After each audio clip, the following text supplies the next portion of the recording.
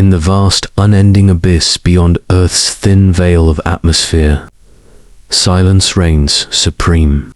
Out there, there is no sound, no breeze, no familiar weight of gravity pressing you downward, only an infinite expanse of darkness, broken occasionally by the cold, distant shimmer of stars, indifferent and unreachable, orbiting this silent void.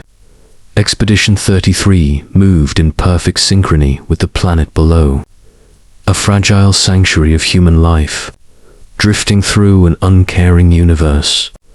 For the crew, it was meant to be a standard rotation aboard the International Space Station, routine maintenance, scientific experiments, another 6 months catalogued into humanity's growing conquest of space. They were seasoned astronauts, trained to withstand the psychological isolation, the mechanical failures, the endless drills preparing them for every known threat. Every known threat. But space is ancient, and not everything ancient is understood. As the Earth turned silently beneath them, and the black ocean of stars loomed above, something stirred. Something unseen. Watching, waiting. It began with small things, whispers in the static of their communication systems, fleeting shadows caught at the edge of vision, instruments malfunctioning without cause. At first, these were easily dismissed. After all, humans are fallible. Minds play tricks when isolated for too long. Yet the signs grew harder to ignore. Unexplainable readings, shifting patterns of light outside the observation decks, dreams shared between crew members, vivid, impossible dreams of places none of them had ever seen. A collective unease settled upon Expedition 33, heavy and suffocating. Then came the encounter, an event so profound, so utterly beyond comprehension, that it would be scrubbed from official records, sealed behind walls of secrecy and disinformation, buried under cold, bureaucratic terms like equipment failure and psychological distress. But the truth, for those willing to look closer, tells a different story. A story of contact. A moment when humanity gazed into the abyss, and something gazed back. This is that story, the forgotten chapter of Expedition 33.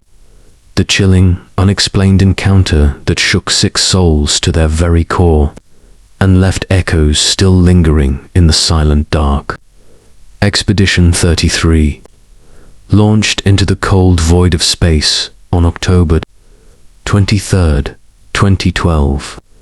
The mission was a collaborative effort between NASA and JAXA, a symbol of humanity's unified ambitions beyond Earth. Aboard the spacecraft were 6 astronauts: Commander Sunita Williams from NASA, renowned for her calm under pressure; Flight Engineer Yuri Mal, a veteran Russian cosmonaut with decades of experience; and Akihiko, the distinguished representative of the Japan Aerospace Exploration Agency. Accompanying them were 3 other expert specialists in engineering, biology, and environmental systems, hand-picked not just for their technical prowess, but for their psychological resilience. They were the best of the best, trained to handle any crisis. Fire, depressurization, radiation storms, mechanical failure.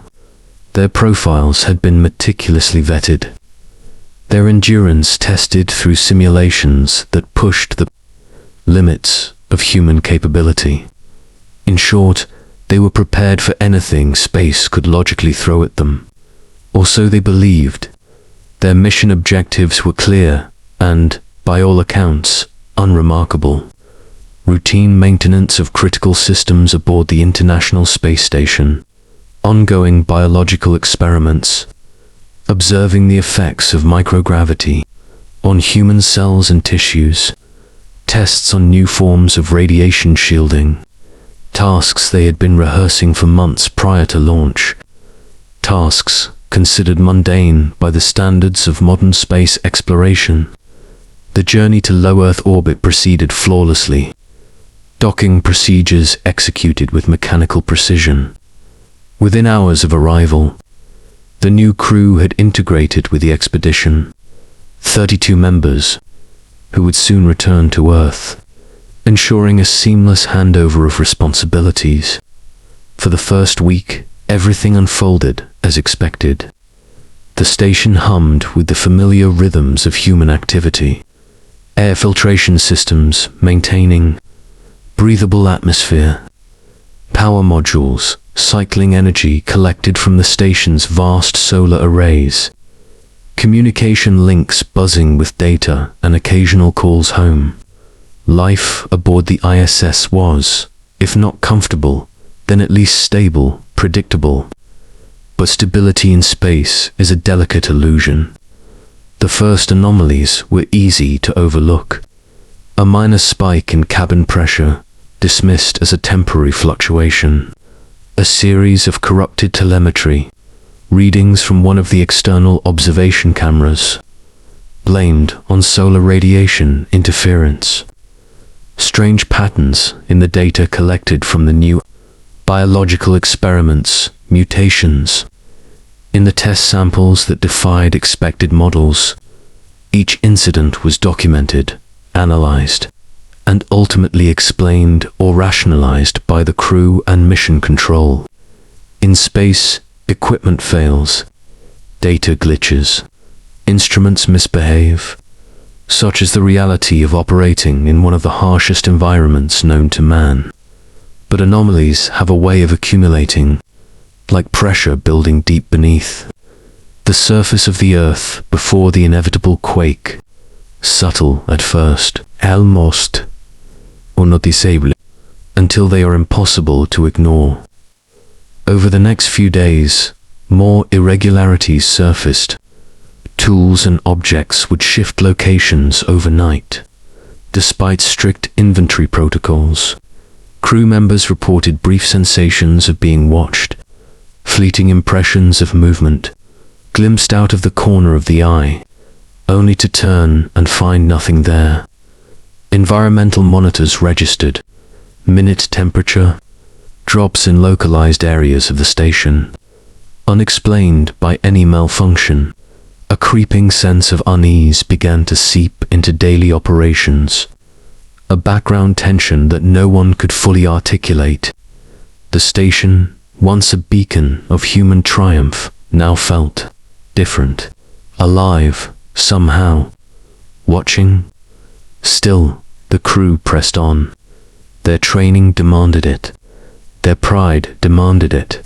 In their reports to mission control, the strange occurrences were either omitted or downplayed, attributed to fatigue, stress, or the well-known psychological effects of prolonged isolation. No one wanted to be the one to sound the alarm over a gut feeling. After all, space travel required absolute professionalism, but professionalism cannot shield against the unknown. And the unknown was already inside the station, hidden in plain sight, growing bolder with each passing day. Expedition 33 had crossed an invisible threshold, a point beyond which ordinary explanations no longer sufficed. They had entered the realm where science falters and mystery takes hold, where the cold logic of physics is eclipsed by something older, something far less forgiving. The anomalies were no longer isolated incidents. They were the first whispers of contact, the first ripples on the surface of a reality, far more vast and far more terrifying than anything humanity had ever dared to imagine. Part 1. First strange incident. It began on the 12th night. The station, forever bathed in the artificial hum of life support systems, had settled into the familiar patterns of night operations, dimmed lights, minimal activity, the quiet clicking of keyboards, the occasional muted radio check, Commander Williams sat alone in the cupola, the station's panoramic observatory module. From here, Earth stretched out below her, a brilliant swirl of color and light against the darkness. Above and around her, the endless black, pure, untouched, infinite. She was reviewing external camera footage when something caught her eye. A flicker. Not from the planet below, nor from the usual scattering of starlight. It came from the void itself. At first, she thought it was a reflection. Perhaps sunlight glancing off. A drifting piece of debris. But it wasn't that. The light moved, deliberately, darting, weaving, shifting direction in ways no space object should know. Meteorite. No satellite fragment, no human-made vessel. She blinked, leaned closer. Another flicker, and then a third. Tiny specks of light, almost playful, dancing against the backdrop of pure darkness. They twisted and spiraled in patterns that defied logic, as if performing a silent ballet just beyond the reach of human comprehension.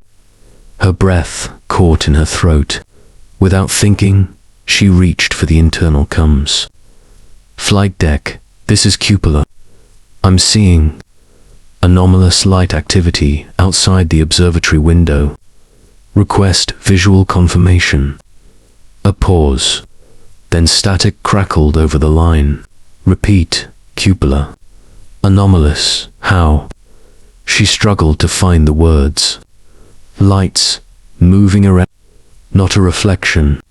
Within minutes, 2 other crew members, Malenchenko and Hoshide, floated into the cupola, drawn by her urgency.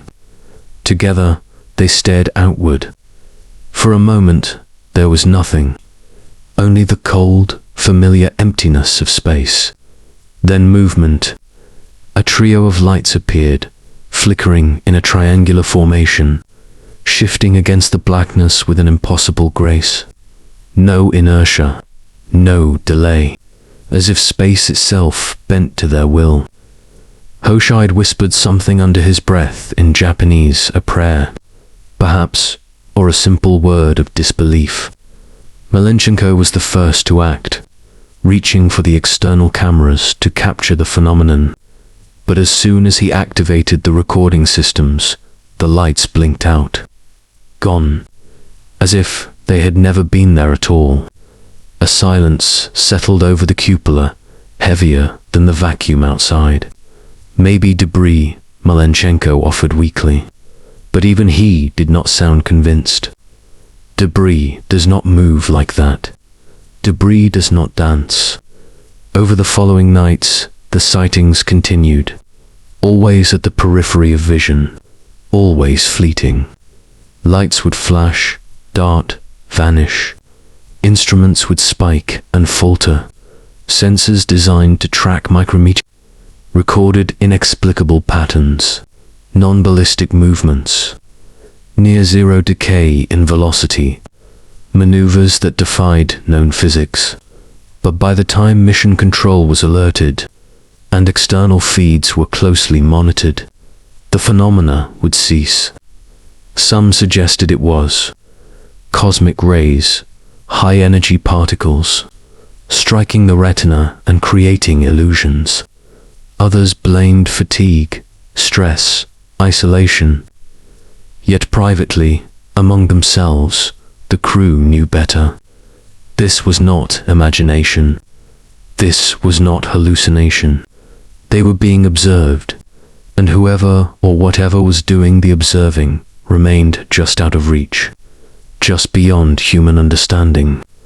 One evening, as the station passed over the Pacific Ocean, the phenomena escalated. Hoshide, working alone in Node 2, reported seeing a light not outside the station, but inside. A faint glow, pulsating along the wall near one of the hatchways.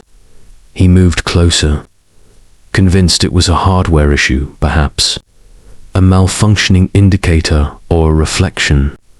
But the glow receded as he approached, pulling away like a living thing, slipping into the shadows and vanishing without a trace. By the time he summoned the others, the module showed no anomalies. Systems nominal ... readings stable, yet the sense of unease deepened. The station felt different now, less a machine, more a labyrinth. Corridors seemed longer. Shadows stretched unnaturally. Every sound the soft whir of fans, the hiss of circulating air seemed louder, almost intrusive. Sleep became difficult. Dreams grew vivid, strange, filled with shifting lights and distorted landscapes. Several crew members reported waking in the middle of the sleep cycle, convinced they had heard whispers, voices speaking in languages no one could understand. Mission Control attributed it to the well-documented psychological effects of extended missions, cabin fever, sensory deprivation, stress-induced hallucinations. Yet among the crew, a different theory took hold. They were no longer alone aboard the International Space Station. Something or someone had found them, had been waiting for them in the endless night, watching. Expedition 33 had crossed into uncharted territory, a threshold few would ever dare approach, a silent intersection between the known and the unknowable, and the first incident was merely a beginning. Part 2. Escalation, Unknown Entity Manifestation. October 29th, 2:46, Coordinated Universal Time. A shrill, mechanical wail tore through the silence of the station. The unmistakable blaring of the proximity alarm. Instantly, the crew was awake, scrambling from their sleep stations, adrenaline flooding their systems. Malenchenko reached the control deck first, his hands flying across the panels, silencing the alarm manually. "Collision alert," he muttered, scanning the external cameras for the cause. What he saw stopped him cold. Hovering mere meters from the station's outer structure, just beyond the Destiny Laboratory module, was something. At first glance, it resembled a cloud, a shimmering, shifting mass of light and color. But as he adjusted the camera's focus, the true nature of the phenomenon became chillingly apparent. It wasn't gaseous. It wasn't solid. It pulsed, rhythmically, like a heartbeat made of mist and electricity. Colors danced across its surface, iridescent blues, deep reds, impossible shades of green and violet that seemed to defy the human eye's ability to process them. Shapes seemed to form within the mass, almost recognizable forms, but they melted away before the mind could comprehend them. Commander Williams joined him, her breath catching audibly when she saw the monitors. "Is it alive?" she whispered. Malenchenko didn't answer. He didn't know. The entity hovered, perfectly still yet constantly shifting, as if studying the station, as if studying them. Moments later, the station shuddered. Not a collision, not an impact. It was as if space itself had rippled around them, a low-frequency vibration that resonated through the walls, through their very bones. Lights flickered, instruments glittered. For a terrifying few seconds, the station's primary communication array went offline, severing their link to Mission Control.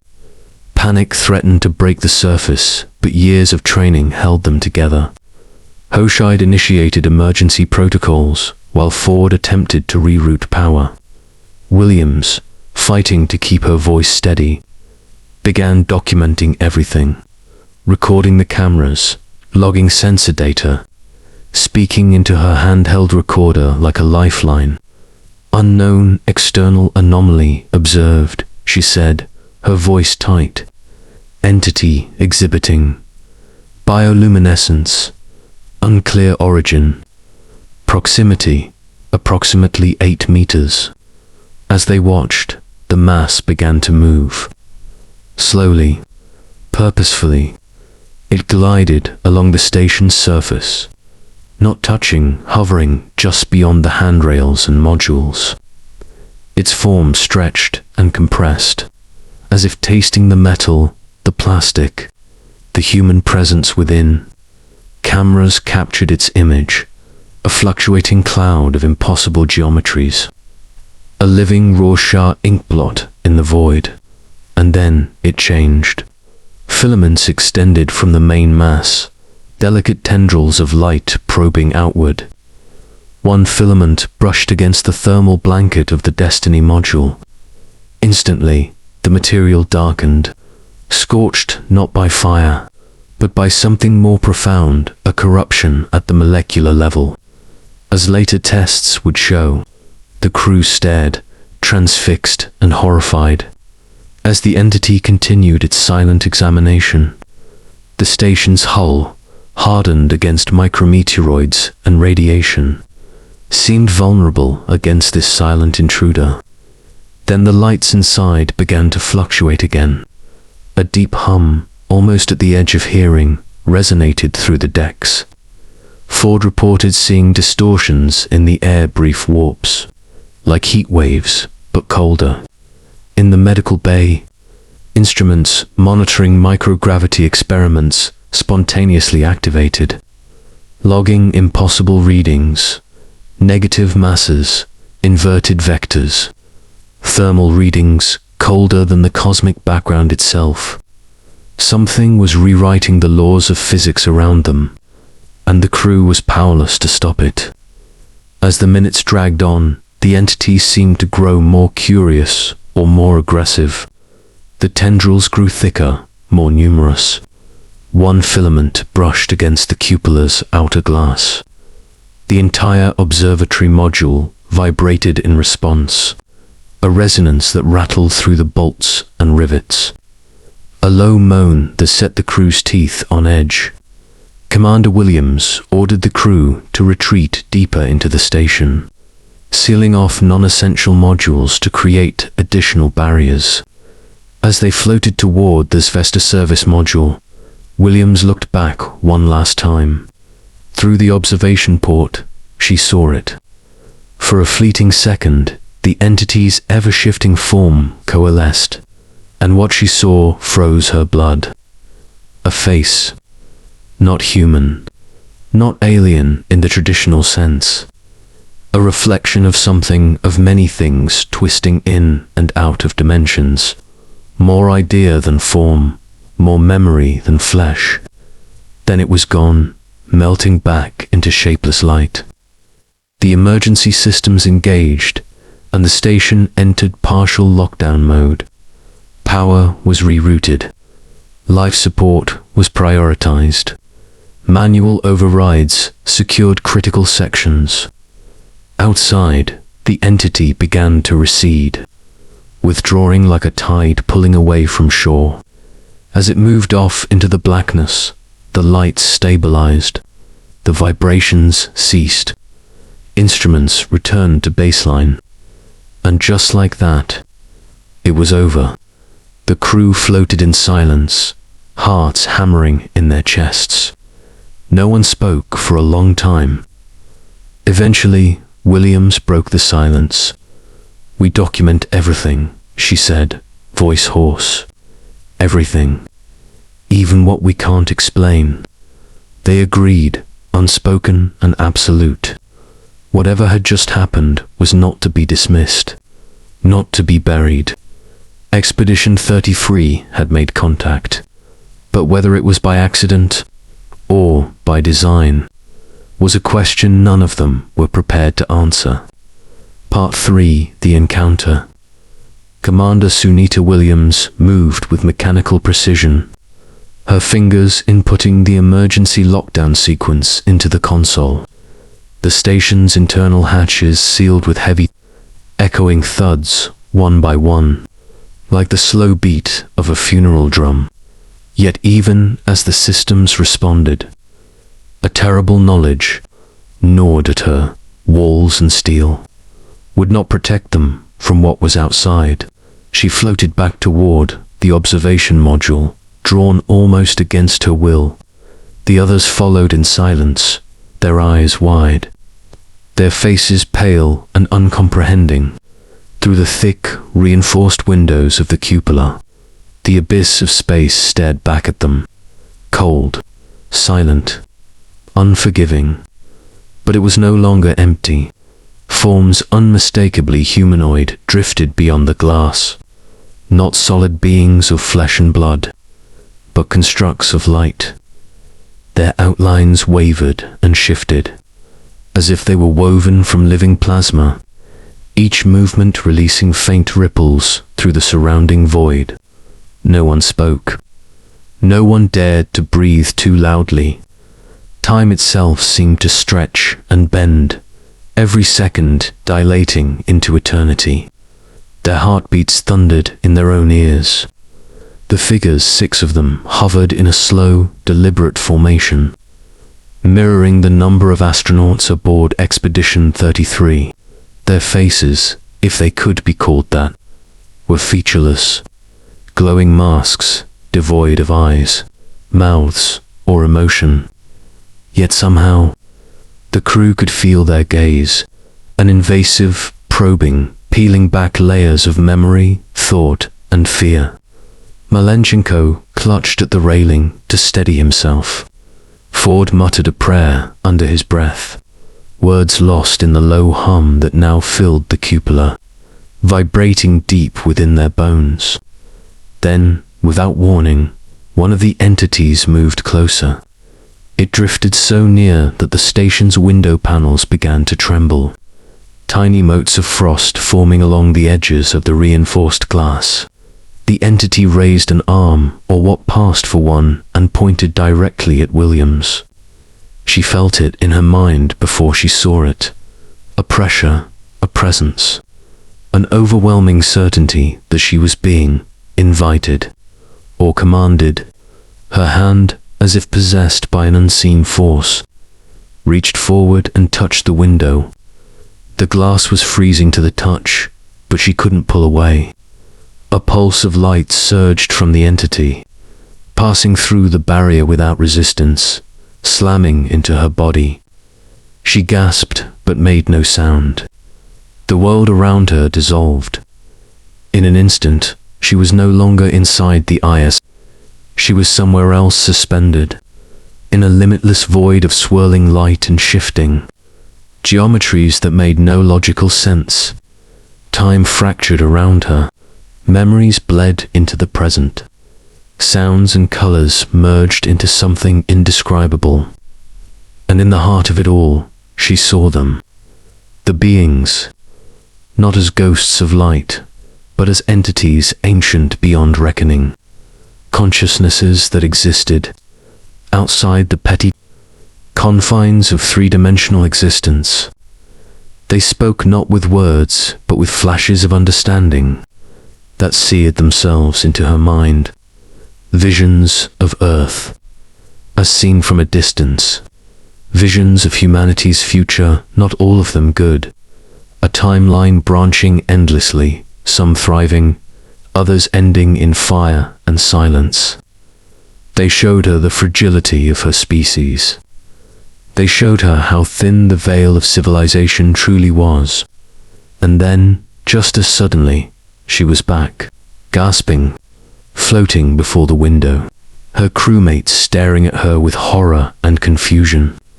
It had lasted only seconds, but to her, it had felt like a lifetime. Outside the window, the entities began to move again. Slowly, deliberately, they drifted away from the station, dissolving into streaks of radiant energy that merged with the stars. The silence that followed was suffocating. No alarms, no vibrations, just the mechanical hum of life. Support systems and the collective beating of 6 human hearts. Williams wiped the frost from the window and turned to the others. "We are not alone," she whispered, her voice breaking. Her crewmates said nothing. They didn't have to. They had all felt it, the presence, the communication, the undeniable truth that something had reached across the void and touched them. Something that did not belong to Earth. Something that had been watching, waiting, and perhaps had finally decided that it was time to make itself known. From that moment on, the mood aboard Expedition 33 changed. Routine operations became acts of ritual. Every sound, every flicker of light, every whisper of static carried the weight of what they had seen. They kept the encounter secret for now, not because they were ordered to, but because they knew instinctively that few would believe them, and those who did might not survive the knowledge. Outside, the stars continued their eternal dance, indifferent to the terror and awe they had just delivered, and far beyond human sight, something watched, still. Part 4, Aftermath, Psychological Effects. In the immediate aftermath of the encounter, the crew of Expedition 33 clung desperately to routine. They checked systems, they filed reports, they smiled for the cameras during scheduled communications with Mission Control. On the surface, everything was normal, mechanical, predictable, but beneath the facade, something had irrevocably changed. The first signs were subtle. Williams found herself staring blankly at her reflection in the polished metal of a storage compartment, unable to recognize her own face for a long, shivering moment. Ford, during a maintenance check, placed a wrench down only to find it had vanished when he reached for it seconds later. Later, it reappeared in his sleeping quarters, resting neatly atop his personal belongings, though no one admitted to moving it. Then the dreams began. Not dreams in the traditional sense, not abstract, disjointed flickers of memory and imagination. These dreams were vivid. Each crew member later described the sensation of being transported to strange, alien landscapes, forests of crystalline structures taller than mountains, seas that glowed with bioluminescent currents beneath twin moons, cities built from materials that shimmered and shifted, bending reality itself. Some nights, they would awake drenched in sweat, the metallic taste of ozone thick on their tongues. Other times, they woke in tears, gripped by an overwhelming sense of loss for places they had never known. Worse were the whispers. At first, they thought it was the station's life support systems, the usual groans and hisses of a mechanical body keeping them alive. But the sounds were too structured, too deliberate. Soft voices speaking in no language they could recognize, sibilant phrases that seemed to coil around their minds, embedding meanings they couldn't quite grasp. When they attempted to record the phenomenon, the devices captured nothing, only silence. Malinchenko became convinced he was seeing new constellations outside the cupola window. Every night he would stare into the void, insisting that certain stars were out of place, that patterns unfamiliar to any Earth-based catalogue were slowly emerging across the sky. Ford began losing time. Entire hours vanished from his memory. Once, he swore he had completed an entire maintenance sequence, only to find no record of it and his tools untouched. Akihiko Hoshide reported memories surfacing that were not his own. Visions of standing beneath alien suns, of speaking with beings whose forms he could barely comprehend when he tried to describe them. Words failed him, his mind simply skidded away from the concepts like tires on ice. Tensions aboard the station escalated. Paranoia festered in the stale, recycled air. Arguments flared over trivialities. There was an unspoken terror that perhaps not all of them had come back unchanged. One night, without warning, Williams initiated an unscheduled lockdown of the cupola. When asked why, she simply said, "I saw something coming back." No one questioned her. Even their waking hours were haunted. The simple act of floating through the station's corridors became a gauntlet of phantom sensations, brushing past unseen presences, feeling eyes where none should exist, hearing faint footsteps on metal that no living thing made. Medical check-ins with mission control became carefully choreographed performances. They smiled. They joked. They recited vital signs and mental status reports, like actors reading from a well-rehearsed script. No one dared tell the truth. How could they? How could they explain that reality itself seemed to be unraveling around them? As the days wore on, cracks deepened. Isolation, already a known hazard of space travel, took on an entirely new, more sinister dimension. The isolation wasn't just from Earth.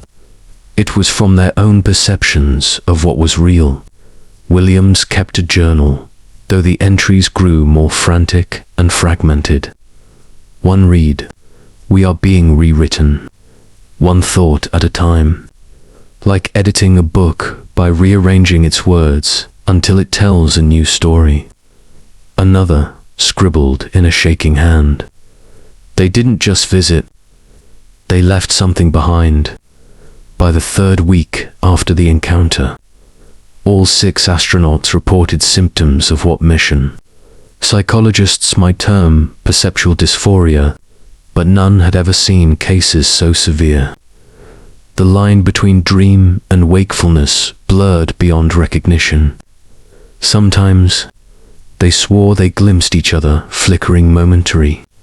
Double images where a crewmate seemed slightly wrong, as if another version of them, just slightly misaligned with this reality, overlapped their form. No alarms were raised. No requests for evacuation were made. The unspoken agreement among the Expedition 33 crew was clear. Survive the mission. Return home. Speak of this to no one, because there was a deeper fear, greater even than the terror of the unknown. That if they acknowledged it, if they gave it voice, it would become permanent. The days dragged into weeks. Each member isolated more and more within themselves, their minds becoming silent battlefields of memory, hallucination, and foreign influence. Yet even amid the deterioration, a grim determination held them together. They would complete the mission. They would return to Earth. But none of them would ever truly return unchanged. Far above a world unaware, Expedition 33 drifted onward through the cold. Indifferent dark, carrying within them the silent, lingering echoes of an encounter humanity was not yet prepared to understand. And deep in their bones, each astronaut knew a singular, terrifying truth. They had been touched by something vast and incomprehensible, and it had not yet finished with them. Part 5, Official Response and Cover-Up.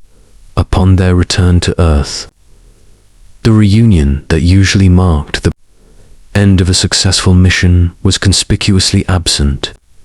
There were no flags waving, no families waiting, no triumphant press conferences. Instead, the 6 members of Expedition 33 were whisked away under heavy escort to an undisclosed government facility, their transit concealed beneath layers of bureaucratic procedure and routine debriefing. Officially, they were said to be undergoing standard post-mission medical evaluations. Unofficially, they were being contained. Quarantine protocols were invoked under the pretext of possible radiation contamination encountered during an unreported solar flare. NASA cited elevated markers of neurological stress in all crew members. The public explanation was designed to pacify, not to inform. Behind reinforced walls and beneath layers of armed security, the astronauts were subjected to endless batteries of tests, neurological scans, psychological evaluations, blood work, tissue samples, retinal imaging. Every procedure was meticulous, methodical, and devoid of compassion. The interrogations were worse. Each astronaut was separated, isolated from one another to prevent cross-contamination of subjective accounts. For hours, sometimes days, they were questioned under bright, sterile lights. The same questions repeated endlessly. What did you see? Did they communicate? Were you given instructions? Do you believe you have been altered? Their answers, fragmented and often contradictory, were recorded, analyzed, and classified. Every account of the shimmering entities was meticulously logged, cross-referenced, and then suppressed. Those handling the debriefings weren't typical NASA officials. Most wore no insignia. Some carried themselves with the rigid bearing of military operatives. Others, quieter, more clinical, observed silently from behind mirrored glass. It became clear to the crew that their mission had been co-opted by agencies beyond the civilian space administration, agencies with far greater reach and far fewer scruples. A week into quarantine, new protocols were issued.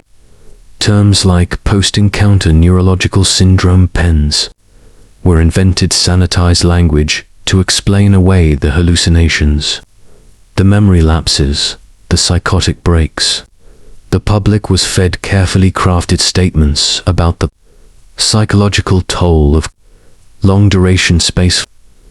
Articles appeared in major media outlets, highlighting the unprecedented stresses faced by modern astronauts.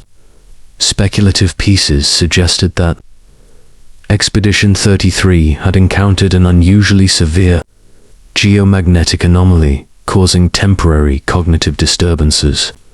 There was no mention of the luminous entities, no acknowledgement of the footage captured by the ISS's external cameras, footage that had been immediately classified and sequestered. All traces of the encounter were systematically erased. The crew's families were briefed under strict non-disclosure agreements. They were told that their loved ones were receiving treatment for stress-related conditions, and that discussing the matter publicly would endanger national security. The astronauts themselves were subjected to cognitive therapy, sessions specifically designed to fracture and compartmentalize their memories. Hypnotherapy, neurochemical damage, even mnemonic suppression techniques, all aimed at burying the encounter beneath layers of doubt and confusion. Some resisted.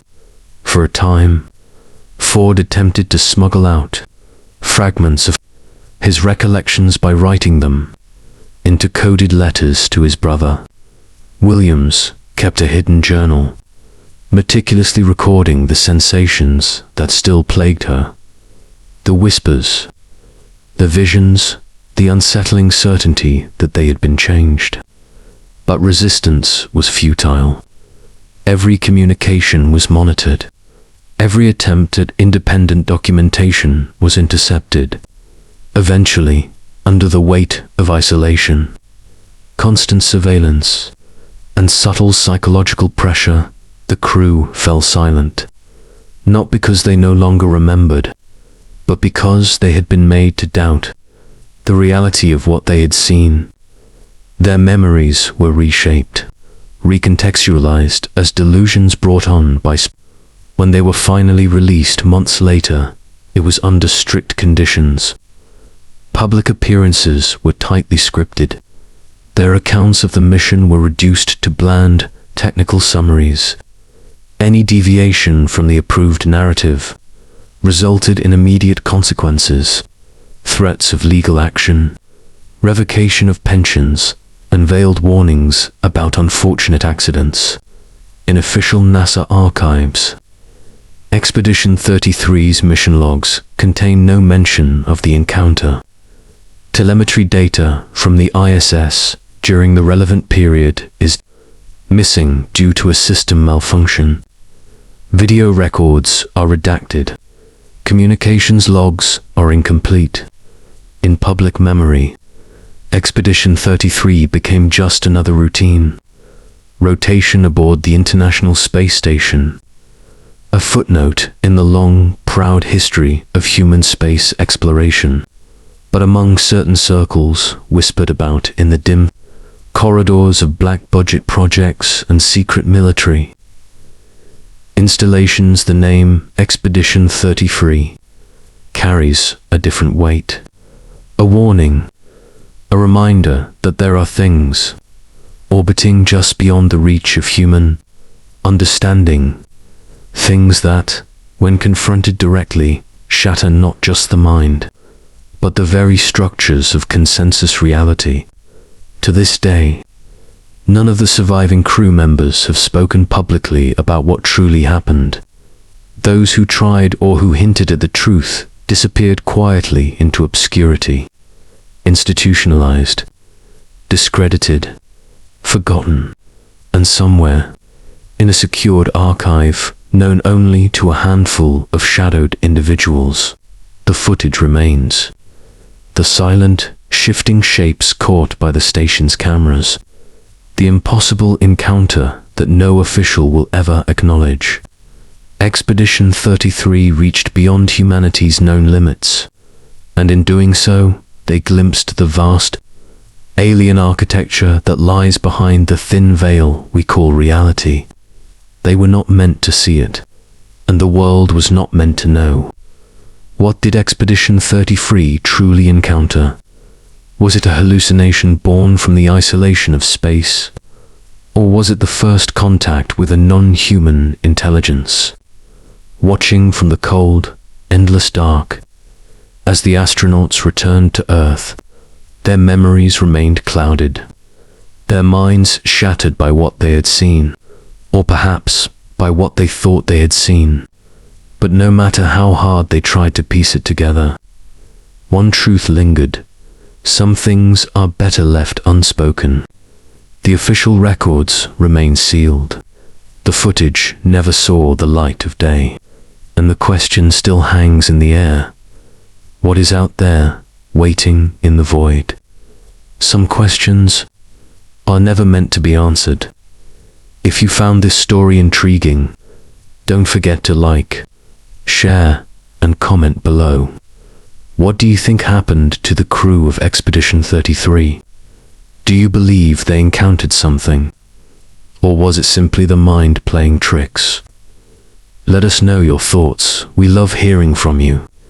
And if you want more chilling mysteries from beyond our world, don't forget to subscribe and turn on notifications, so you never miss an episode from Echoes from Tomorrow. Until next time, keep questioning, keep exploring, and keep listening to the echoes.